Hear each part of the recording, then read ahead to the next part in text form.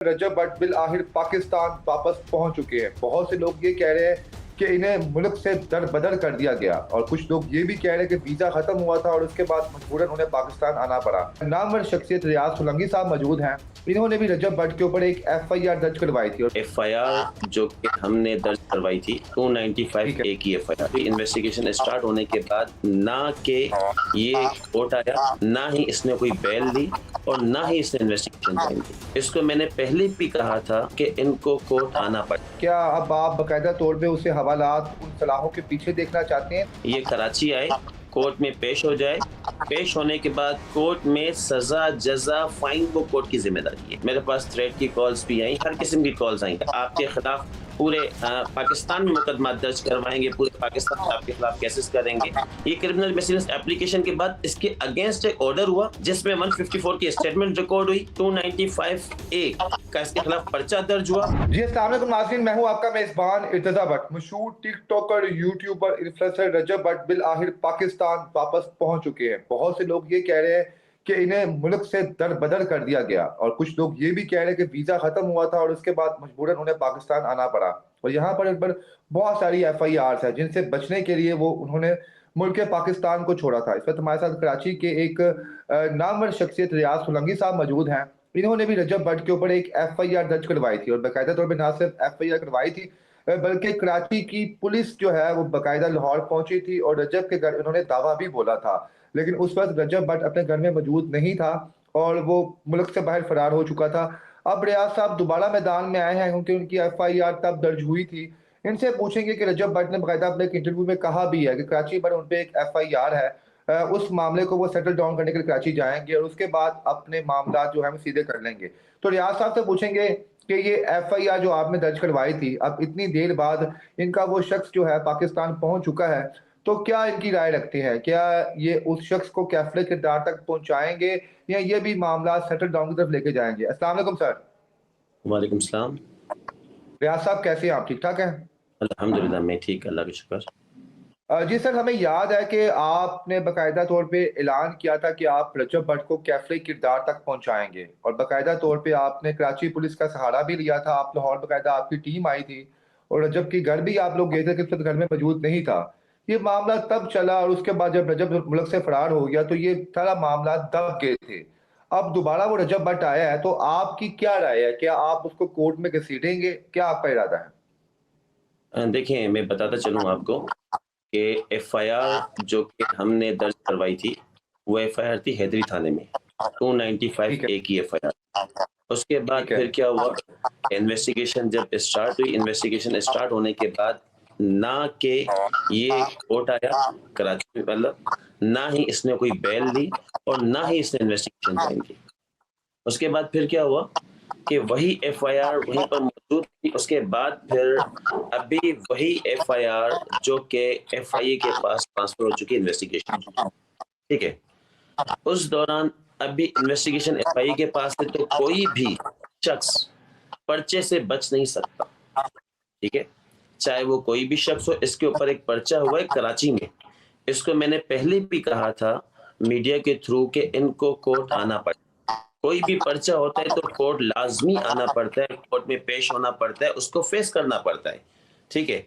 अपने काउंसिल के साथ पेश हो, पेश होने के बाद इनके पास जो लेकिन चीजें रियाज साहब वो तो करें। कह रहे थे कि जनाब उन्होंने कोर्ट की पेशियां पूरी की। किसी पेशी में ये नहीं आया, कोई इन्होंने बेल नहीं करवाई। हाँ, लाहौर हाई कोर्ट से इन्होंने प्रोटेक्टिव बेल ली थी। बेल लेने के बाद, प्रोटेक्टिव बेल लेने के बाद ये कराची आया था। आने के बाद लेकिन ये कराची में कोर्ट में पेश नहीं हुआ। पहले तो वो मुल्क छोड़ के जा चुका था, उसने बाकायदा माफ़ी भी मांगी अपने सारे मामलात पे और कल उसने बाकायदा तौर पे कहा कि ब्लास्फेमी केस है, उसके ऊपर 295 की दफ़ात लगी हुई हैं। तो अब आप चाहते क्या हैं? क्या अब आप बाकायदा तौर पे उसे हवालात उन सलाहों के पीछे देखना चाहते हैं? देखें, गलती कोताही तो हर शख्स से होती है। बिल्कुल। देखिए मैं इसमें ये बताता चलूं, कोर्ट के दरवाजे सबके लिए खुले में, ठीक है। ये कराची आए, कोर्ट में पेश हो जाए, पेश होने के बाद कोर्ट में सजा जजा फाइन वो कोर्ट की जिम्मेदारी है, ठीक है। हमारे पास जो एविडेंस हमने कोर्ट में प्रोवाइड किए हैं, एविडेंस के हमारे पास ये एविडेंस अवेलेबल है। اب لازمی بات ہے جب یہ کورٹ میں پیش ہوں گے تو کورٹ ہی ڈیسائیڈ کرے گا کہ اس کے لیے کیا ہوتا ہے. جو ہمارے پاس ایویڈنس ہے ہم اس کیس کو پرسو کریں گے اور بالکل پرسو کرنے کے لیے تیار ہے. جس طرح میں نے کہا تھا کہ میں اس کو کیفر کردار تک پہنچاؤں گا. حالانکہ بالکل میرے پاس کالز آئیں, میرے پاس تھریٹ کی کالز بھی آئیں, ہر قسم کی کالز آئیں. اس حد تک کہ مجھے یہ بھی کہا گیا کہ آپ کے خلاف پورے پاکستان میں مقدمات درج کروائیں گے, پورے پاکستان میں آپ کے خلاف کیسز کریں گے. تو میں نے یہ جواب دیا میں ایک لائر ہوں, بالکل میرا کام ہے کورٹ میں جانا اور ہم ہوتے ہی کورٹ میں. ٹھیک ہے, تو بالکل یہ بلیسفیمی کا کیس ہے اور سب سے پہلے اسلام. ٹھیک ہے, اب اس میں یہی کہوں گا بالکل کراچی کے دروازے کورٹ کے سب کے لیے کھلے ہوئے, آ جائیں کورٹ میں, آ جائیں کورٹ میں پیش ہو جائیں. کورٹ میں پیش ہونا اس کے لیے نہ ہی کوئی مشکل ہے اور کورٹ میں پیش ہونا ہر کسی کا رائٹ ہے.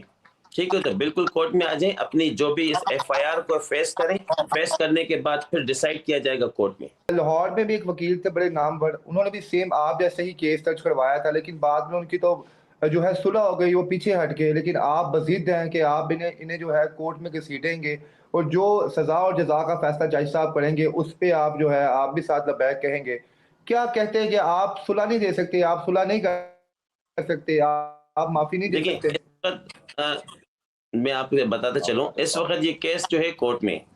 ٹھیک ہے, اب کورٹ میں کیس جانے کے بعد کیونکہ یہ 22 سے جب ہوئی تھی, ہم نے 22 سے کی تھی اس کے خلاف, 22 سے کرنے کے بعد ہم نے کورٹ سے آرڈر لیا تھا ایف آئی آر کا. ایف آئی آر کا آرڈر لینے کے بعد پھر جا کے سیشن کورٹ نے, سینٹرل نے ہمیں جب آرڈر دیا اس کے بعد جا کے ہم نے اس کے اوپر پرچہ درج کروایا تھا. جو کہ پرچہ درج کہاں کروایا تھا ہم نے, حیدری تھانے میں.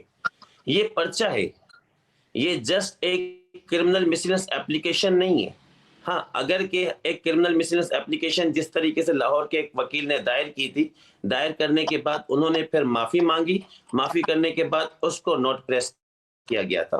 ٹھیک ہے, یہ کرمنل مسلنس اپلیکیشن کے بعد اس کے اگینسٹ ایک آرڈر ہوا جس میں 154 کی اسٹیٹمنٹ ریکارڈ ہوئی, 295A کا اس کے خلاف پرچہ درج ہوا. پرچہ درج ہونے کے بعد لازمی کورٹ آنا پڑتا ہے, کورٹ میں آ کے ضمانت لینی پڑے گی, کورٹ کو فیس کرنا پڑے گا, ٹرائل جوائن کرنا پڑے گا, اس کے بعد فردر پھر ڈیسائیڈ کیا جائے گا اس کے سزا جزا فائن. تو میں نے جس طرح کہا کہ فری کردار تک پہنچاؤں گا, تو اس میں لازمی ان کو کورٹ آنا پڑے گا. اچھا سولنگی صاحب, وہ تو ہمیں اپنے پہلے انٹرویو میں یہ کہتے ہوئے نظر آ رہے ہیں کہ انہیں پاکستان سے بڑی محبت ہے, وہ کبھی پاکستان کو چھوڑ کے باہر نہیں جائیں گے.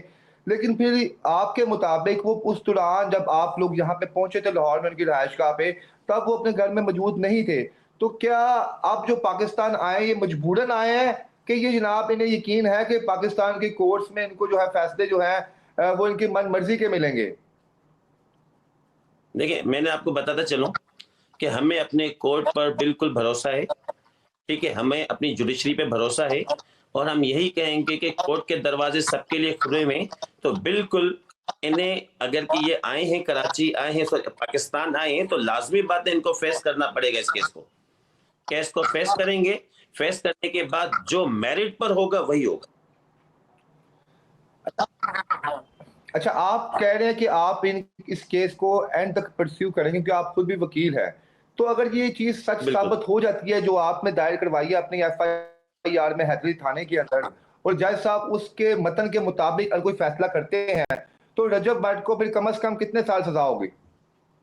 10 سال. 10 سال سزا, فائن ود فائن. 10 سال سزا ہوگی اور 10 سال سزا ہونے کے بعد, کیونکہ یہ بلیسفیمی کا کیس ہے 295A کا. حالانکہ اس میں مجھے مطلب ہر قسم کی کالز آئیں. ٹھیک ہے, بٹ میرا کہنا صرف ایک یہ ہے کہ کورٹ میں جب کیس آ چکا ہے تو کورٹ ڈیسائیڈ کرے گا. ٹھیک ہے, جب اس کو کال کی گئی تھی رجب بٹ کو, جب ایک کرمنل مسلنس اپلیکیشن پٹیشن دائر کی گئی تھی, اس کے بعد میں تھانے میں موجود تھا. تھانے میں میرے سامنے آئیو نے کال کی, اسماعیل سب انسپیکٹر نے, اور انہوں نے ان سے کہا کہ آپ اپنی اسٹیٹمنٹ ریکارڈ کروائیں. اگر کہ شاید اس وقت اسٹیٹمنٹ ریکارڈ کروانے آتے تو لازمی باتیں چیزیں کلیئر ہو جاتی, بٹ یہ نہیں آئے. انہوں نے سوچا کہ یہ ایک چھوٹا سا پرچہ ہے, کچھ نہیں ہوگا. ٹھیک ہے, بالکل کورٹ میں, ہمارے کورٹ میں انصاف بھی ہے, ہمارے کورٹ میں بالکل سزا بھی دی جاتی ہے, فائن بھی ہے, جزا بھی ہے, ساری چیزیں اویلیبل ہیں. تو بالکل میں یہ کہوں گا رجب بٹ سے کہ آئیے مت سوچے کہ یہ ایک جسٹ ایک پرچہ ہے. پرچہ تو ہے بٹ کورٹ لازمی آنا پڑے گا.